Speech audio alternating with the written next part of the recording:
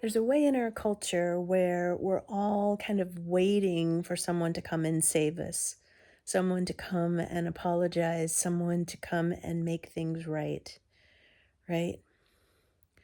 It is the way of the activist, it is the way of even certain religions. They're waiting for the second coming, they're waiting for this event to happen.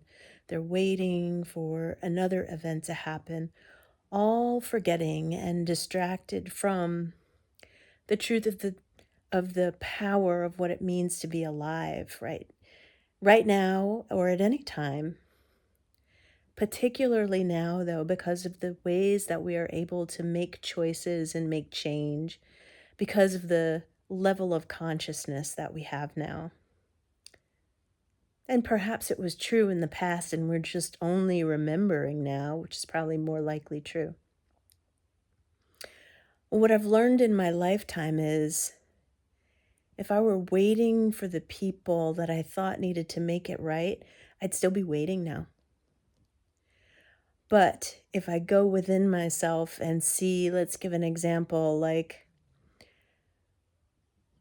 back when I was at the law firm, if I was waiting for people to recognize my greatness in a certain way. Um, and I could sit there and I could wait and I could wait, but then that is only a reflection of the part of me that doesn't recognize I'm great and so needs someone else to say it for me. So rather than that, than the waiting, there is an invitation for me to look inward and see, like, where is it that I don't even see who I am? And is this the right place for me to be if it's not being reflected back to me once I realize what that looks like? And that's true with most things, right? Back in that time, there was an idea of having to work really hard in order to be worthy of money or appreciation. That, I think, is an American idea. That's an idea inherited from my family on all sides in the community I grew up in. But I carried it with me to New York and chose a job that would work me really hard. And so the part of me that that thought that was true, set that up for myself. And so now I'm in the process of figuring out, like, what's that all about?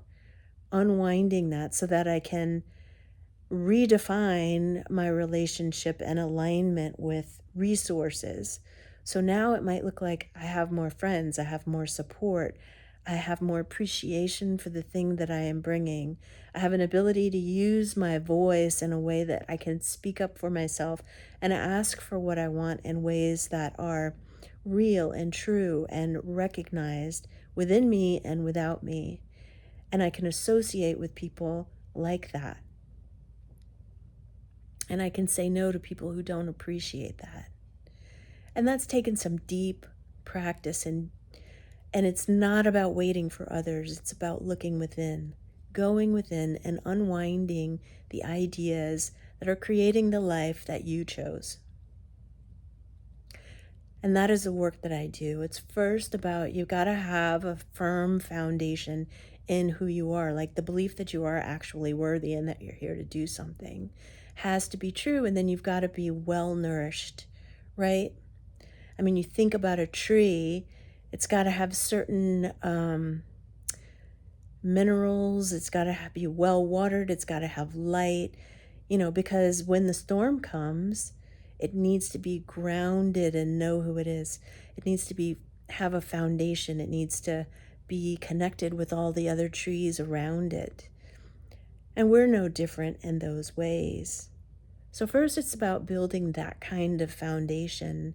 And then from there, I guess as you're doing it, really, you're looking at the places where you're believing things that just aren't serving or aren't true or just are no longer there for you. Like my ideas of working so hard or my ideas of waiting for people to come in and tell me who I am. And then once you have that foundation and have released a lot of the all of the dead weight, or the begin the practice of releasing the dead weight, then comes the time of stepping into something new. So for all of this time that I have been working so hard, how can I ask for money without working that hard and actually believe that I'm worth it? And that takes a strong foundation, a strong spine in the nose, in the reformation of myself in this world, in the linking to people who, through trial and error, I find are meant for me.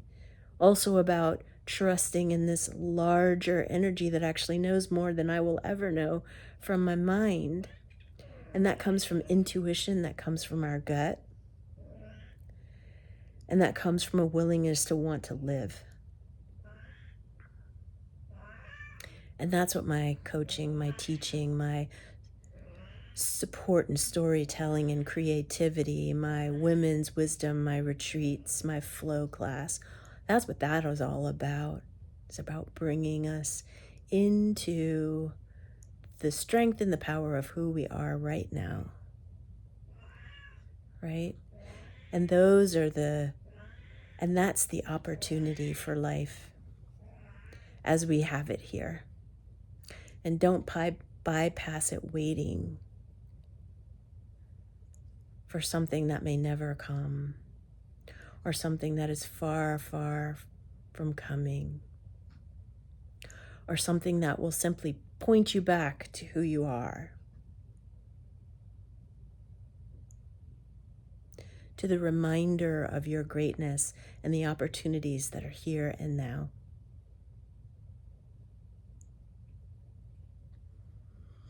The practice page is below if you want to begin.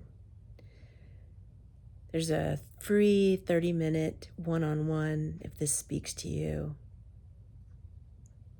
My offerings are below as well. Ashe.